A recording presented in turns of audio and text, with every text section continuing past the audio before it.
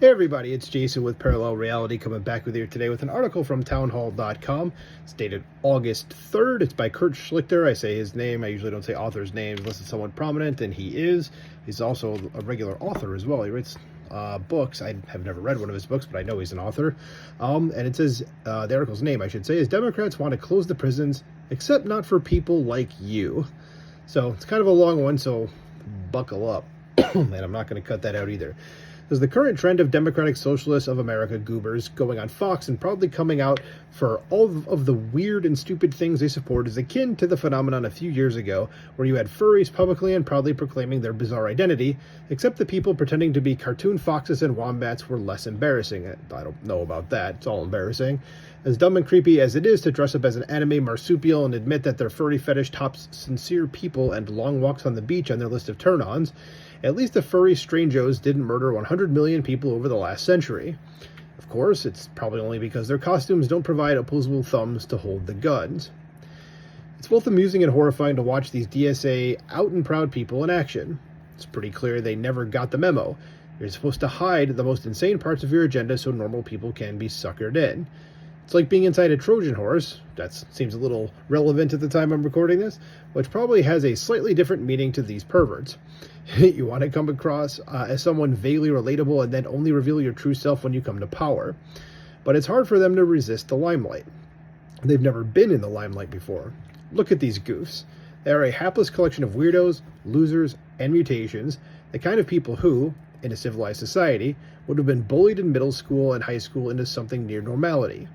Along the way, our society made the mistake of celebrating freaks, and now we're overrun by them. Worse, in some places, we're going to be run by them. And that's a problem. Socialism is bad, and that should just be a saying that becomes normalized everywhere. Just socialism is bad. Since it's strange that you have to say it, but people seem to forget most of the 20th century when socialism, the fantasy ideology of the evil, the envious, and the cruel, was both put into practice and thoroughly repudiated. The heaps of the dead are testimony to its inevitable result. They try to get around the truth of history by claiming that true communism has never been tried. Yeah, I know there is supposed to be a difference between socialism and communism, but that's like the difference between syphilis and AIDS. Nice comparison. One is an inevitable gateway infection for the other, and you certainly don't want either. That's a good metaphor there, sir.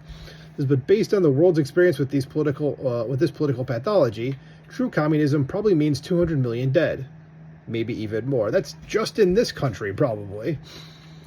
Some people who, for whatever reason, cannot accept the fact that other people are just plain evil will try to whitewash Marxism by arguing that it's merely bad policy. I mean, it is, but I get what he's saying. So see, it doesn't work, they tell you, as if that's the reason you don't want to put it into practice. But it's an inhuman and anti-God ideology that twists and perverts human nature to elevate lies and murder over truth and justice. As these creeps demonstrate, socialism is simply a means for losers to take from productive people what they're too lazy and stupid to generate on their own. That's why you never see one of these Marxists looking forward to the revolution where they get to be the guy digging the sewer line or manning a garbage truck. No, after the revolution, the cadres are going to be the ones composing gender-fluid poetry or doing interpretive dances in their gardens, conveniently forgetting that the gardens wouldn't be theirs, nor would anything else. Yeah, as soon as it said dances in their gardens, I was going to actually stop and go, what do you mean, their gardens? And then he followed it up right after that saying the gardens would not be theirs. So he caught my joke before he knew I could possibly say it, or even that I was going to be reading this article. Continuing on, it says, no, the evil of socialism is not a bug, but rather a feature. As I've been saying forever about that, it says, remember, it's driven by hate. Hate of the normal, hate of the smarter, hate of the better, hate of your parents who just didn't get you. And every single time it's put into practice, we see the same thing. Since everything in socialism goes against human nature, you need an apparatus of repression designed to force people to accept what nature rejects. There's not a socialist country without thuggish police. There's not a socialist country where you can speak freely. There's not a socialist country where you are free because your freedom defeats the whole purpose of socialism, which is ensuring your submission to the cadres. We could go through all of their policy prescriptions, from open borders to amnesty to free everything for everybody, thanks to the people like you who have to work to generate this bounty while the cadres are busy playing their lutes. And the cadres he's referring to, and I should have mentioned this before, those people are going to become the new 1%. Like, they rail against the 1%, they're going to become them, okay? So all this money for all this free stuff, it has to come from somewhere because someone's got to be paying for it, which means that's you. You get to do it. You, me, the people that actually have jobs and go do stuff. We're the ones that get to pay for it. So socialism is not about making lives better or creating prosperity or security or any of those things.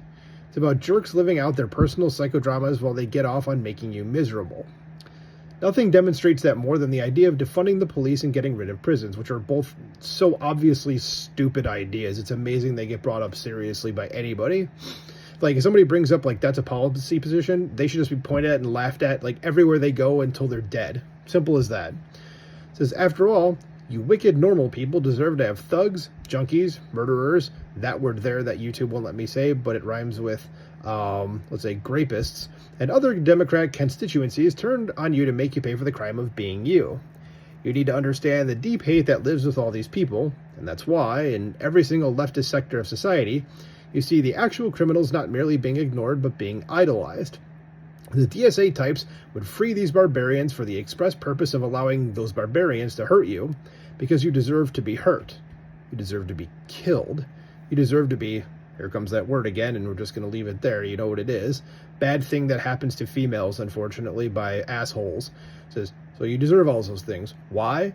Because these freaks don't like you, and it amuses them to see you in pain.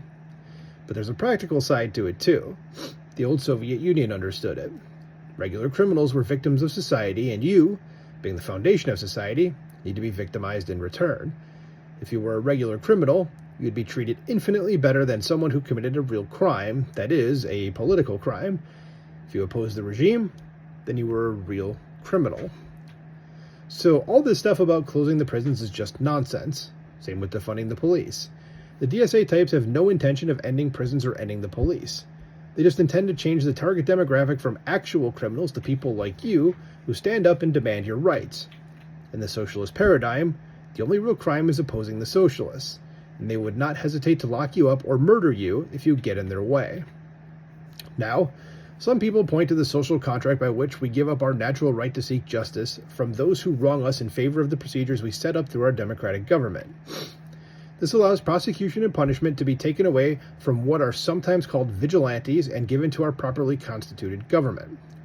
And these folks critique the DSA prison closing / police defunding agenda by pointing out that we could just become vigilantes and do the justice dispensing ourselves.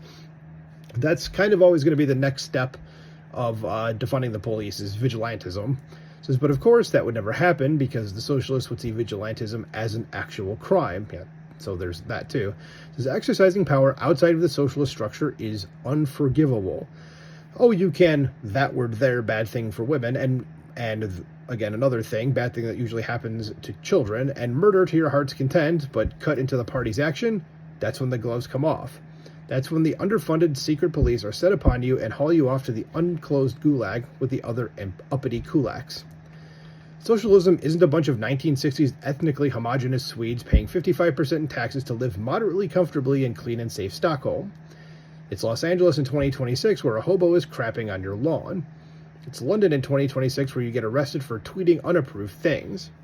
It's Spain in 2026 where a zillion third world barbarians without shirts jump the border and run past cheering 20-something lefty girls in a grand reconquista. We've actually been spoiled when it comes to defeating socialism. In the 1980s, Ronald Reagan smashed the big socialist enchilada without firing a shot. The USSR collapsed under its own weight, but that was in large part because there was a counterexample, the glorious United States of the 1980s, a beacon to the rest of the world demonstrating that there was something better. But now, the socialists are hitting everything at once. They don't want a counterexample hanging around out there. They don't want people to know that there's an alternative and to be able to peacefully undo their color revolution. We were spoiled because we defeated socialism without much bloodshed in the big scheme of things. But this time we may not get off so easily. Socialists don't always just give up. Chile overthrew the communists by throwing a bunch of them out of helicopters. That was the right idea. The Spanish nationalists defeated a communist-run revolution through years of fighting, and that was brutal. That's the Spanish Civil War is what's being referred to there. It says, once the DSA types get power, do you think they'll just give up if we ask nicely? Well, the answer is obviously no. It says, understand what kind of America these DSA types want. Understand that they will use the engines of government, including the courts and law enforcement, against you. Understand that there will still be crimes. It's just those crimes will be saying what you think, praying how you want, and owning guns. The last part is key. The last part is your backstop against perpetual tyranny. The last part is why they want you disarmed. So, buy guns and ammunition, because once the suckers and saps vote us into socialism, there's no voting our way back out of it. So he said a lot of things in here that I have thought for a while that it's nice actually seeing in print. I'm not going to take credit for it, though. Obviously, this is not my article. It's Kurt Schlichter's thing. But a lot of things, obviously, I agree with here. And trying to get people to understand what the actual consequences of having these people in power is. And I just think the people who are, as I think Mr. Schlichter here does as well, that the people that are on the side that support the DSA, they have no plan beyond, we just want to get what we want. And then it's like, what comes after that? No one asked him that. But he's trying to tell you this is what comes after that. So, got anything else to add to it? Let me know in the comments below. Please like, share, and subscribe, and I will talk to you soon. Bye.